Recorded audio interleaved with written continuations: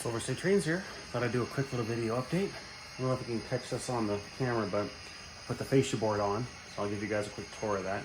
Not the best work in the world, but I used the scraps that I had from the previous layout and just tacked it in place. So I'm gonna rock with that.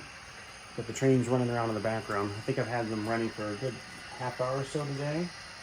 Just trying to break them in. Also clean the track. I'm using my buddy Jerry gave me this track cleaning car right here. This one in red. It has a little rotating abrasive drum that kind of cleans it. Then it has a couple of felt pads or brushes and then a magnet. So hopefully that'll clean up the track a little bit more. Yeah, my latest haul here. I picked up a diesel tank filler for my engine house over here. So I actually already have this built, so I'll show you that in a little while. And this is the Kibri, I think is the name of it, but a lot of it's in a language I don't speak. So I want to say when I was looking at Train World that this is supposed to be a oil refinery of some sort. So I figured this would be a industry that I can build that my tankers can go to, but I don't speak the language, so I don't remember what this is. But I gotta get that built. Speaking of tankers, I did pick up a new Micro Trains weathered 56-foot tanker in BNSF or BN potentially.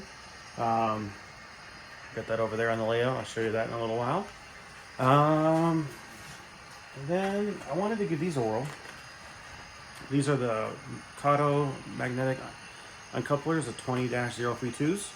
I figured for my industry track that I have back there in the corner, that way I can set these up on there and I won't have to reach back there and uncouple the cars. So once they're uncoupled, I can actually push them back. So I figured that would work out cool. Get those installed. I also picked, oops. Did I freak everything out? There we go. I made the circuit breaker trip by touching the track. I picked up a couple more feeders, so I think I have 4 more feeders that I can install. Everyone else still running? Everyone happy? Yep, okay. I picked up some more insulators because I'm running very low on those. I also picked up another bag of uni-joiners so I can hopefully make this track run better.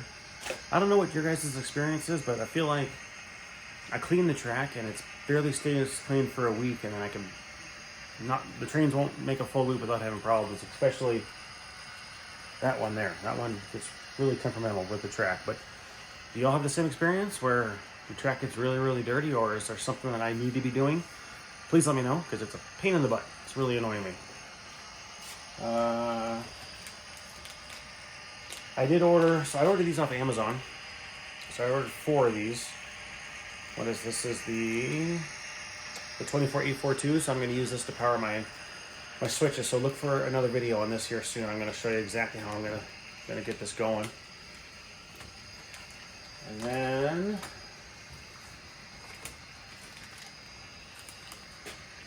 I ordered the 24-843. So this is the feeder extender, but it has the spade terminal connections on the end, so I can run this straight to my block. I figured I would use this for my programming track, just make life easy. Wasn't terribly expensive. And I think that's all that I ordered. I did just go to Harbor Freight, so let me show you that stuff real quick. Yeah, so from Harbor Freight, I picked up a pair of ultra-fine precision tips 5-inch tweezers. I think these were $7.99, so I'm going to give these a whirl, see if these can help out with dealing with end scale, as you probably all well know, as well as a pair of 5-inch flush cutters. This will come in handy when I'm building that oil tanker, or not oil tanker, but the oil refinery. Also, I had swapped out my couplers on my Kato SD70M, so if you see it running around in the background, I put my new couplers on that one to hopefully help with my uncoupling issue I'm having up there on that grade. So I put the new ones on.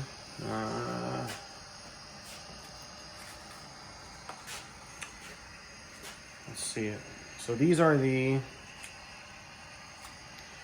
I picked up the 1015-1s, also the 001, 02, 003. So these are actually a little low. So before I had the problem where they were half again too high, these are half again too low. So I ended up using my cutter, I don't remember what it's called, but sharp blade that I have, and I cut the pocket a little deeper up, if you will, to raise this up, and then I use the screws to put those in, because the clips wouldn't work anymore, because these couplers are much thicker than the ones that will actually fit in there. So I wasn't able to use the factory Kato clip that's inside the shell of the body, so I have to use the screw.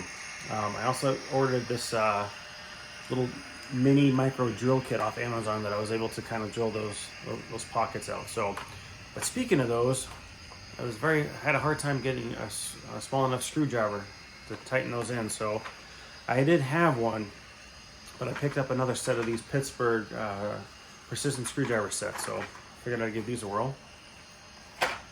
I also got a magnetic parts holder, so hopefully that'll help it. But let me show you guys the layout to see the latest updates.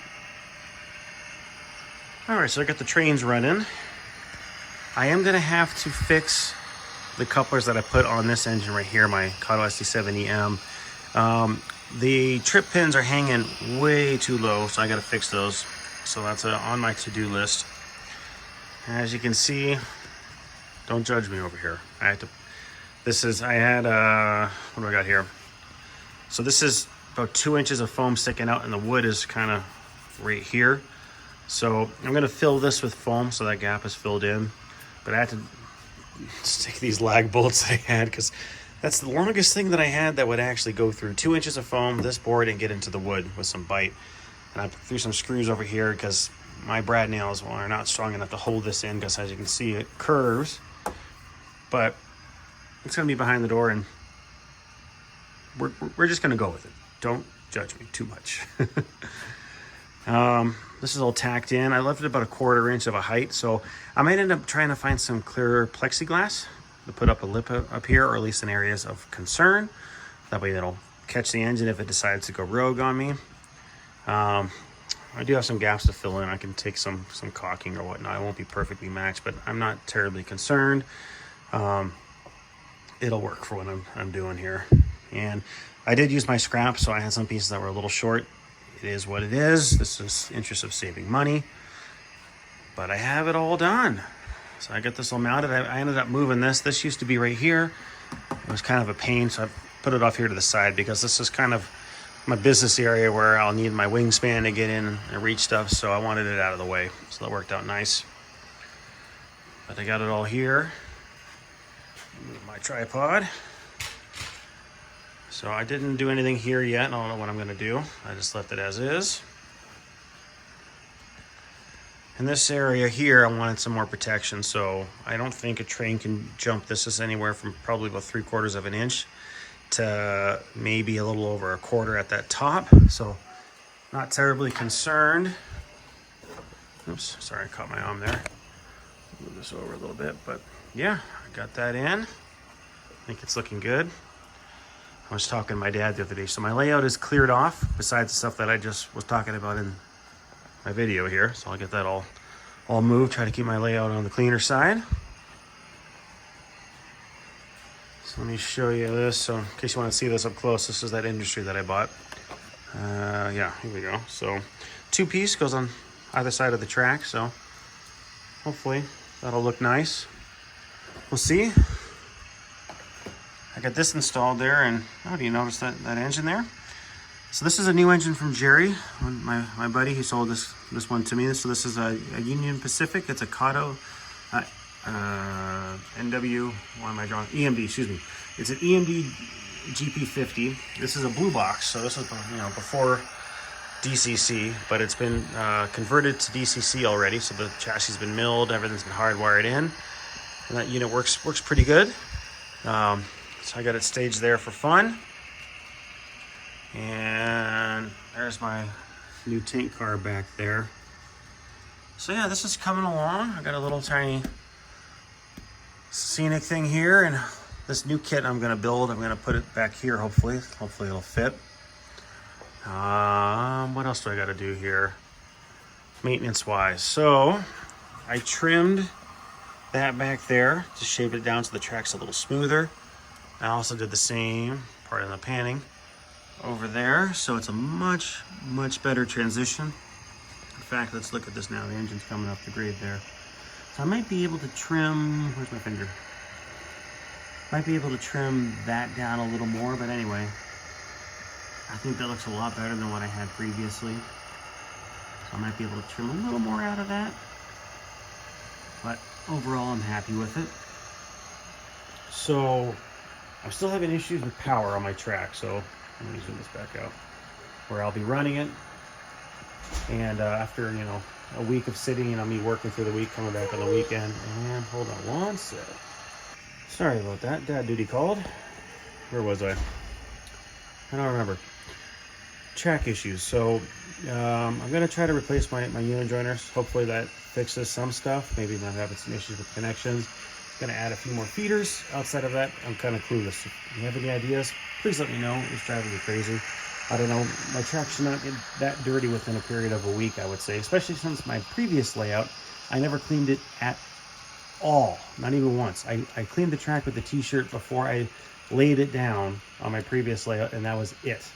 So why I'm having so many problems now, I'm blaming the unit joiners, but if you know something that I don't, please share. I also have to replace this switch because it's kind of bowed on the back. So the little metal piece there, if I lift it up, it'll spring out of the way. So I'm going to replace that one. And then I need to glue this piece down and then build my industry here. So that's next. I think this is glued. No, it's not glued. Okay. I got to glue all these two pieces down. So that's next. And then what else do I got to do? Oh, a few more feeders, and then hopefully just kind of run this for a little while and see if it works. Then I can start siliconing this down, and hopefully life will be good. I can start ballasting. Speaking of scenery, so here I'm probably going to do a retaining wall with some graffiti art, as well as up here. But on this layer here, I may kind of slope this down and do more of a hill, some green here. Maybe I'll throw in a tiny road, but it kind of seems silly for me to just do a short road from, you know, here to there. It kind of, I don't know what that'll do for me. I'm more for the track, as most of you all know, but see what I can come up with. But I also don't want this to be the land of retaining walls, so I don't want to do that either. So we'll see. But yeah, I think that's all for this video. So thank you all for watching. I appreciate you. Have a good one.